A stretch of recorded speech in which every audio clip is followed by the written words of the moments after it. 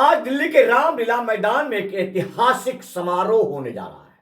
उसमें दिल्ली की भावी मुख्यमंत्री के साथ कई कैबिनेट मंत्री शपथ लेंगे। भावी मुख्यमंत्री रेखा गुप्ता, जिन्होंने इस तस्वीर को श्रद्धेय सुषमा स्वराज जी के जयंती पर इस तस्वीर को डालते हुए उन्हें नमन किया था, उन्हें श्रद्धांजलि दी थी। ये तस्वीर उस महिला मुख्यमंत्री की है जो दिल्ली की पहले महिला मुख्यमंत्री हुई, लगभग 26 साल पहले मात्र 52 दिन में अपने कार्यकाल को समाप्त करने के लिए मजबूर हो गई। ये तस्वीर वो करती है जब उन्हें दिल्ली का कार्यभार दिया गया था, तब भारतीय जनता पार्टी के पास और सुषमा स्वराज जी के पास मात्र 52 दिन का समय मिल पाया था। ये काल था 1998 का। आज लगभग 26 साल बाद फिर से भारतीय जनता पार्टी को मौका मिला और उन्होंने दोहराया और उन्होंने महिला मुख्यमंत्री के रूप में रेखा गुप्ता को प्रस्तावित किया है। लेकिन सबसे बात है कि दोनों में बहुत सारी समानताएं हैं। समानता यह है कि दोनों ही महिला मुख्यमंत्री हरियाणा से आती हैं। आपको स्मरण तो होगा ही कि सुषमा स्वराज वो नेत्री थे जो मात्र 25 साल की उम्र में हरियाणा के कैबिनेट तक पहुंचे और पहली कितनी कम उम्र की महिला कैबिनेट मंत्री बनने का गौरव प्राप्त किया था। बाद के समय में सुषमा स्वराज जी का हर एक कार्य पत्थर पर लिखी हुई लकीर की तरह साबित हुई। उनके यशस्वी और कठोर निर्णय के बारे में सब लोग जानते हैं, उनके ओजस्वी भाषण के बारे में सब लोग जानते हैं। लेकिन अब उनसे प्रेरणा लेकर दिल्ली की मुख्यमंत्री रेखा गुप्ता अपने आप को कितना साबित कर पाती है, यह शायद आपको समझना है और यह आपको लिखना है।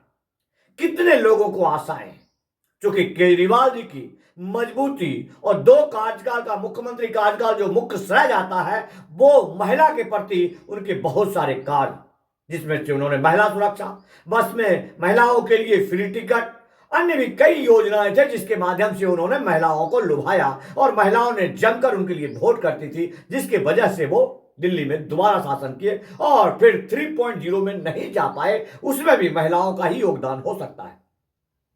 अब पुनः भारतीय जनता पार्टी ने एक महिला को ही कमान दिया है। पहली बार भी इन्होंने आजमाने का कोशिश किया था जिसमें उन्होंने महिला को दिया, जिसके बाद आपको शीला दीक्षित जैसी एक मजबूत नेता मिली जो कांग्रेस पार्टी ने आपको मुख्यमंत्री के रूप में दिया, जो 3 कार्यकाल तक मजबूती के साथ स्थापित होकर दिल्ली को अपने बुद्धि विवेक से बहुत आगे बढ़ाने का प्रयास किया। चूंकि दिल्ली हमारे देश का एक ऐसा केंद्र शासित प्रदेश है, एक ऐसा राज्य है जिसमें बजट की कहीं से कोई कमी नहीं है और ना ही यहां पर योजनाओं की कमी है। देश के कोने कोने से लोग यहां रहते हैं और यहां से देश का संचालन होता है।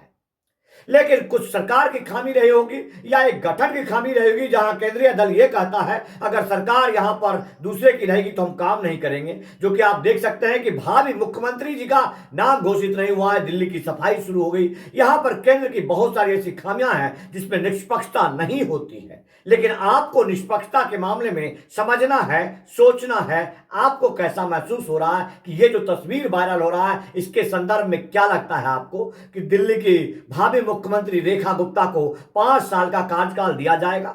माननीय नरेंद्र दामोदर दास मोदी जी देश के प्रधानमंत्री हैं और उन्होंने भरोसा जताया है, पूर्ण रूपेण भरोसा जताया है और उन्हें 5 साल का कार्यकाल दिया है, जबकि सुषमा स्वराज जी के पास मात्र 52 दिन का समय था और उस पर भरोसा किया था भारतीय जनता पार्टी ने कि वो पार्टी को मजबूत करेगी।